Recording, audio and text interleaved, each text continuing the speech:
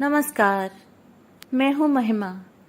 आज मैं आपको सुनाऊंगी उत्तर भारत की एक सुप्रसिद्ध लेखिका शिवानी जी की कहानी नथ। ये कहानी एक भोली भाली खूबसूरत लड़की की एक बहुत ही मार्मिक कहानी है। तो आइए सुनते हैं। पुट्टी ने उठकर अपनी छोटी सी खिड़की के द्वार खोल दिए। धुएं से काली दीवारों पर सूरज की किरणों का जाल बिछ गया। छत से झूलते हुए छींके में धरे ताजे मक्खन की खुशबू से कमरा भर गया और पुट्टी के हृदय में एक टीस सी उठी। क्या करे कि उस खुशबू का जब मक्खन खाने वाला ही न रहा। ऐसे ही ताजे मक्खन की डली फाफर की काली रोटी पर धरकर खाते खाते उसके पति ने उसके मुंह में अपना जूठा गस्सा ठूंस दिया था। ठीक जाने के एक दिन पहले उस दिन भी ऐसे ही खिड़की के पट से चोर सा उजाला आकर पूरे कमरे में फैल गया था और उसी उजाले के पीछे पीछे न जाने कहां से उसकी सास आकर खड़ी हो गई थी। अपने धृष्ट फौजी पुत्र की बहू को कर्कशा सास ने वहीं चीरकर धर दिया था। हद है बेशर्मी की भी। हमारे कुमाऊं की छोकरी होती तो ऐसी बेशर्म थोड़ी ही होती है ना। तिब्बत की लामानी इसी से गुण दिखा रही है। सास के जाने के पश्चात वह कितनी देर तक पति की छाती पर सिर धरे सुबकती रही थी, पर जिस छाती को चीनियों की गोलियों की वर्षा झेलनी थी वह सुंदर पत्नी की टेक बनती भी कैसे। गुमान सिंह के जाते ही पुट्टी पर विपत्तियों का पर्वत टूट पड़ा। सास, विधवा, ननद और जेठानी की गालियां सुनती तो वह जानबूझकर ही बहरी बन जाती। दोनों कानों पर हाथ धरकर इशारा करती कि उसे कुछ भी सुनाई नहीं दे रहा है। विधवा ननद का पर्वताकार शरीर क्रोध के भूकंप से डोल उठता। अंधी कानी बहरी लड़कियां क्या अभी और बची हैं भौजी तुम्हारे तिब्बत में? अभी हमारा एक भाई और भी तो है। वह व्यंग भरे स्वर में चीख कर कहती। अपने दोनों कानों पर हाथ धर अपनी भोली सूरत को और भी भोली बनाकर पुट्टी सधे अभिनय की मुद्रा में कहती, क्या करूं, न जाने क्या हो गया है इन कानों में। हरदम साए साए की आवाज आती है। एकदम बज्जर गिर गया है निगोड़े कानों में। इतना घमंड था ना अपने रूप का। तिब्बत के जादू से हमारे भैया को भेड़ बनाकर रख दिया। इसी से भगवान ने सजा दी। भगवान करे तुम्हारे कानों पर ही नहीं पूरे शरीर पर बज्जर गिरे। कुलच्छनी न होती तो क्या गुमान को लद्दाख जाना पड़ता। पुट्टी अपनी हिरले तरल सी दृष्टि से उसे देखकर हंसती रहती, जैसे उसकी पुरुष गर्जना का एक शब्द भी उसके पल्ले न पड़ा हो। माता, भाई, भौजाई और विधवा बहन से लोहा लेकर ही गुमान उसे ब्याह लाया था। अपनी माँ के साथ वह गांव गांव में फेरी लगाकर बिसाती का छोटा मोटा सामान बेचा करती थी। स्वास्थ्य से दमकते लाल चेहरे पर उसकी तीखी नाक और बड़ी बड़ी आंखें लामा कन्याओं की भांति चपटी और छोटी नहीं थीं। कानों में गंदे पीले सूत में गूथे फिरोजा और मूंगे झूलते थे। कंधे से टखने तक झूलते उसके तिब्बती लवादे की ढीली ढाली बाहों में वह एकदम ही बच्ची लगती। पर कभी कभी लवादे की कैंचली उतारकर वह उसकी बाहों में रहस्यमय सीवन से ढूंढ ढूंढ कर जुएं मारती और अब लवादे की कैंचली से रहित उसका उन्मुक्त यौवन किसी लपलपाते नाग की भांति देखने वाले को डसने दौड़ पड़ता। गुमान ने भी उसे एक दिन बिना कैंचली के देख लिया। ग्राम के चौराहे पर उसकी माँ ने अपनी गंदी चादर फैलाकर दुकान खोल दी थी। जम्बू, गनफ्रेडी आदि मसाले की जड़ी बूटियों के बीच वह स्वयं टांग पसारकर धूप सेंक रही थी और एक टीले पर बैठी उसकी सुंदरी पुत्री अपने लवादे की बाहों से जुएं बीन बीन कर मार रही थी। गुमान सिंह छुट्टियों में घर आया हुआ था। सुबह उठकर वह घूमने निकला और माँ बेटी की हाट के सामने ठिठक कर खड़ा हो गया। पुट्टी अपनी सुडौल बाहों को अपने लबादे की मुर्दा बाहों से टटोल टटोल कर जुए निकाल रही थी। गुमान को देखा तो लजाकर उसने हाथ खींच लिए। उसके गालों की उठी मंगोल हड्डियों के बीच गुलाबी रस का सागर छलक उठा। चौड़े माथे पर गोंद की तरह चिपकाई काले केशों की पट्टी से कुछ केस निकलकर हवा में फरफरा रहे थे। जीर्ण कुर्ते के बटनों की पूर्ति एक बड़ी सी सेफ्टी पिन लगाकर की गई थी, पर किसी बेगवती नदी के दो पाटों पर बांधा गया रास्ता पहाड़ी पुल जैसे साधारण सी हवा में कप कपा उठता था। उसी भांति सेफ्टी पिन रह रहकर कांप रही थी। गुमान अकारण ही चीजों का मोल तोल करने लगा। कभी मैली चादर पर सजे छोटे आईने में अपनी मूंछ संवारता, कभी नीले फिरोजा की अंगूठी पहनता और कभी उठाकर तिब्बती घंटियां ही टनटनाने लगता। क्यों बेकार में गड़बड़ करता? पुट्टी की माँ ने अपनी टूटी फूटी हिंदी में उसे झिड़क दिया। लेना है तो लो, नहीं तो जाओ। उसकी युवा पुत्री के आते ही ग्राम के मंचलों की भीड़ जमा हो जाना नित्य का नियम था। पर वह बड़ी खूंखार और रूखी औरत थी। जौ की शराब और भेड़ बकरे के कच्चे गोश्त ने उसका रक्तचाप शायद और भी बढ़ा दिया था। असली और नकली ग्राहक को वह चट से बीन कर फटक देती थी। पर गुमान सिंह को दोबारा झगड़ने का साहस उसे भी नहीं हुआ। उस गोरे तरुण की निर्भीक दृष्टि में कुछ अजीब मोहिनी थी। फिर वह फौजी जवान था, ऐसा फौजी जो 1-2 दिन में ही निर्मम चीनी लुटेरों को भगाने लाम पर जा रहा था। पुट्टी की माँ का मन अकारण ही ममता से भर गया। चीनियों को वह कभी क्षमा नहीं कर पाई थी। उसके इकलौते 12 वर्ष के पुत्र को उन्होंने चीन के किसी स्कूल में पढ़ने भेज दिया था। उसके दमे के रोगी पति को सड़क की बेगार में जोत जोत कर मार डाला था। उसके हाथी से विराट याक को काट काट कर हत्यारों ने अपनी फौजी टुकड़ी को खिला दिया था, और एक दिन भी वह चूकती तो उसकी पुट्टी को भी उड़ा ले जाते। रात ही रात में वह मनी पद्मी हुम जपती पुत्री को खींचती गिरती पड़ती तिब्बत की सीमा पार कर गई थी। उन्हीं चीनियों को मार भगाने गुमान जा रहा था। इसी से वह उसकी श्रद्धा का पात्र बन गया। वह नित्य ही उस सराय में पहुंच जाता जहां पुट्टी अपनी माँ के साथ रहती थी। पुट्टी उसके लिए मक्खन नमक वाली गरम तिब्बती चाय और पशम सहित भूने गए भेड़ के रान के बड़े बड़े टुकड़े तैयार कर लाती। पुट्टी की माँ दोनों पर अपनी छोटी छोटी आंखों का अंकुश लगाए बैठी रहती। फिर भी न जाने कब पुट्टी के मंगोल कटाक्षों की अर्गला गुमान के हृदय कपाट पर स्वयं ही लग गई। जाने के 3 दिन पूर्व गुमान ने पुट्टी की माँ के सम्मुख उसकी पुत्री से विवाह का प्रस्ताव रखा तो वह सोच में पड़ गई। कुम्मैयों के बीच खाली दाल भात खाकर उसकी तिब्बती बेटी कैसे जिएगी? बिना जौ की शराब के उसके गले के नीचे रोटी का गस्सा नहीं उतरता, और फिर दूध चीनी वाली चाय भला कौन तिब्बती लड़की घुटक पाएगी? फिर वह गुमान की माँ और विधवा बहन को देख चुकी थी। उस क्रूर बुढ़िया के शासन में उसकी पुट्टी घुल घुल कर रह जाएगी। नहीं। दृढ़ स्वर में अपना निश्चय प्रकट करने को उसने अपनी गर्दन ऊंची की तो देखा गुमान और पुट्टी दोनों दीन याचक की दृष्टि से उसे देख रहे थे। दूसरे ही क्षण पुट्टी की माँ को ग्राम के मंचलों का ध्यान आया, जो भूखे व्याघ्र की भांति पुट्टी को किसी भी क्षण निगल जाने को तत्पर थे। उसने अपनी सहमति दे दी, पर अभी गुमान को अपनी माँ बहन और बिरादरी से मोर्चा लेना था। माँ ने पहाड़ से कूद जाने की धमकी दी। बहन ने कहा वह फांसी लगा लेगी। पर तिब्बत की सुंदरी कन्या को लाकर जब गुमान पंचों के सामने सीना तान कर खड़ा हो गया तो पंच भी सहम गए। पुट्टी के सात्विक सौंदर्य ने धर्म जाति और रूढ़ियों की उलझी गांठें क्षण भर में सुलझाकर रख दी। दूसरे ग्राम से पंडित बुलाकर गुमान के युवा मित्रों ने फेरे फिरा दिए और कुछ याकूत फिरोजे चांदी की 3-4 दंत खुदनियां और 4 बकरियों के दहेज के साथ जोर जोर से रोकर पुट्टी की माँ ने उसे सराय से ससुराल के लिए विदा किया। न जाने कितनी गालियों से सास ने उसका वरण किया। जिठानी और ननद उसके विचित्र लवादे का मजाक बनाती जोर जोर से हंस रही थी, किंतु उस बदसूरत लवादे के भीतर जगमगाते रत्न को एक ही व्यक्ति ने पहुंचाना, और वह था गुमान। वह जितना ही अपनी भोली विचित्र पत्नी को देखता उतना ही उसके सौंदर्य में डूबता चला जाता। पुट्टी बहुत कम बोलती और बोलने और हंसने में उसके गालों की ऊंची हड्डियां कुछ और भी ऊंची उठ जाती थीं। गुमान का कमरा बेहद छोटा और अंधेरा था। एक कोने में ताजे खोदे गए मिट्टी से सने आलुओं का ढेर लगा था। दूसरी ओर 2 टूटे हल दीवार से टिके थे, जिन पर उसकी खाकी वर्दियां टंगी थी।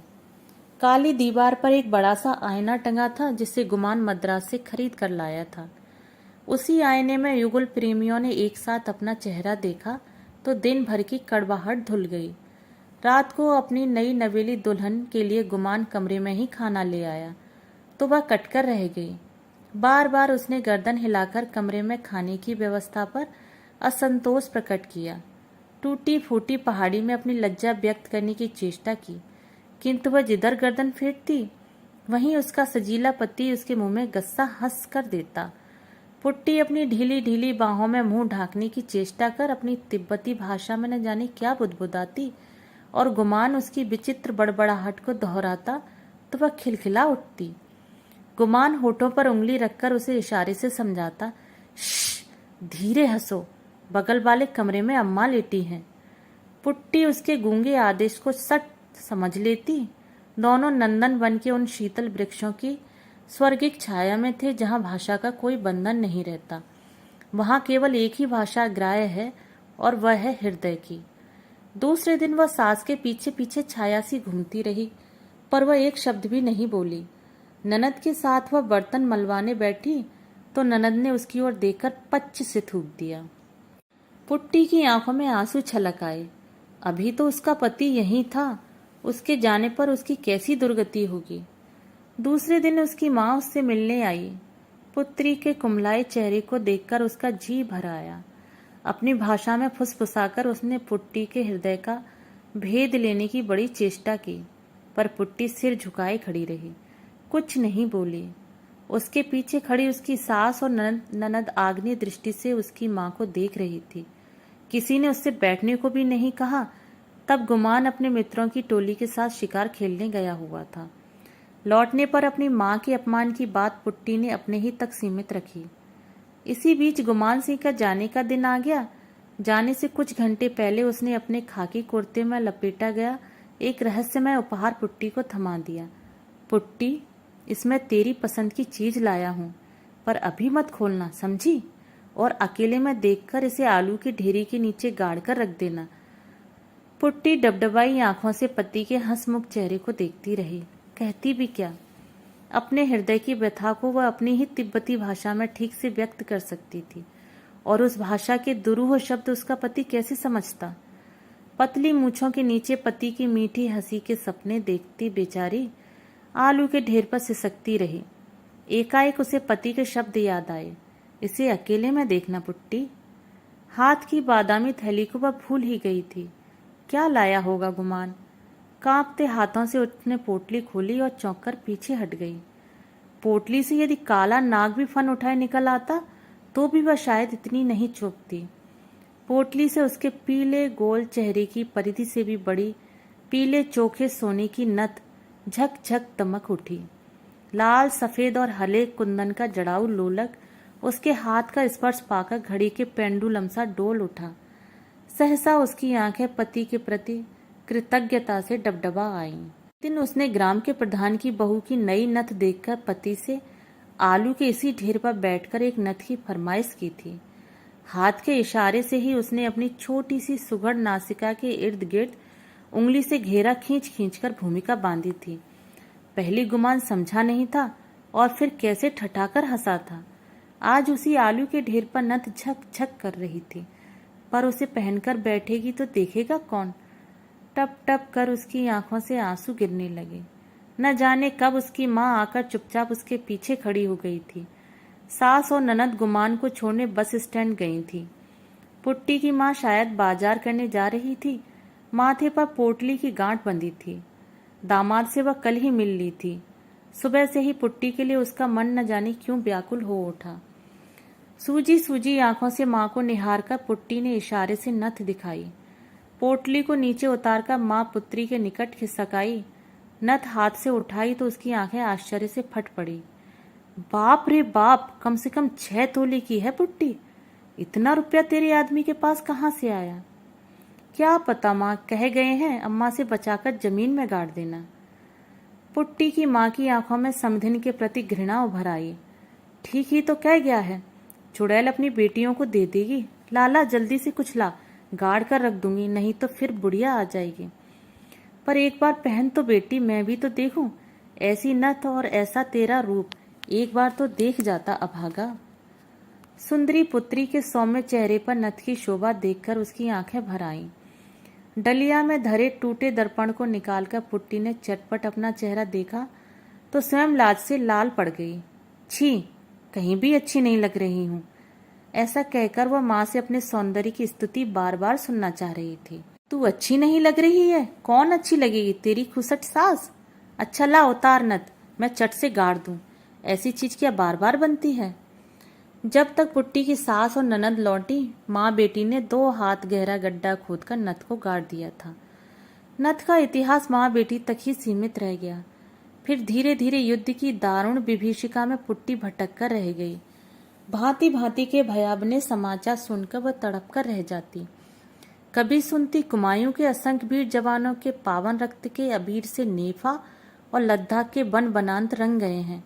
कभी सुनती नृशंस चीनी हत्यारों ने चारों ओर से घेरकर कुमाऊं रेजिमेंट की एक पूरी टुकड़ी को मोर्टार तोपों से भून दिया है। भूखी प्यासी वह कभी स्कूल के हेडमास्टर के रेडियो से कान सटाकर बैठ जाती, कभी बिलख बिलख कर रोने लगती। हिंदी वह ठीक से समझ नहीं पाती थी और ठीक से न समझे जाने पर युद्ध के भयावने समाचार उसे और भी भयानक लगते। सास दिन भर बड़बड़ाती, कुलच्छनी रो रो कर कैसा अशगुन कर रही है। बहुत दिनों तक गुमान की कोई चिट्ठी नहीं आई और फिर एक दिन तार आया। कुमाऊं रेजिमेंट का गुमान सिंह दुश्मन की गोलियां झेलता हुआ आखिरी दम तक अपनी चौकी पर डटा रहा। अंत में जांघ में गोला फड़ लगने से वह वीरगति को प्राप्त हुआ। जब उसकी सास और ननद छातियां पीटकर घायल हथनी सी चिंघाड़ रही थी, तब पुट्टी शांत प्रस्तर प्रतिमा सी आलुओं के ढेर पर बैठी थी। वही आलुओं का ढेर उसके प्रेम का ताजमहल था। उसी ढेर पर सौभाग्य ने उसका वरण किया था और आज वही वैधव्य का बिस्तर उसे डस गया था। एक एक आलू के साथ सहस्त्र स्मृतियां लिपटी पड़ी थी। आलुओं की मिट्टी पर गुमान ने जाने के एक दिन पहले अपना और पुट्टी का नाम उंगलियों से लिख दिया था। नाम के उसी घेरे को पुट्टी एकदम देख रही थी।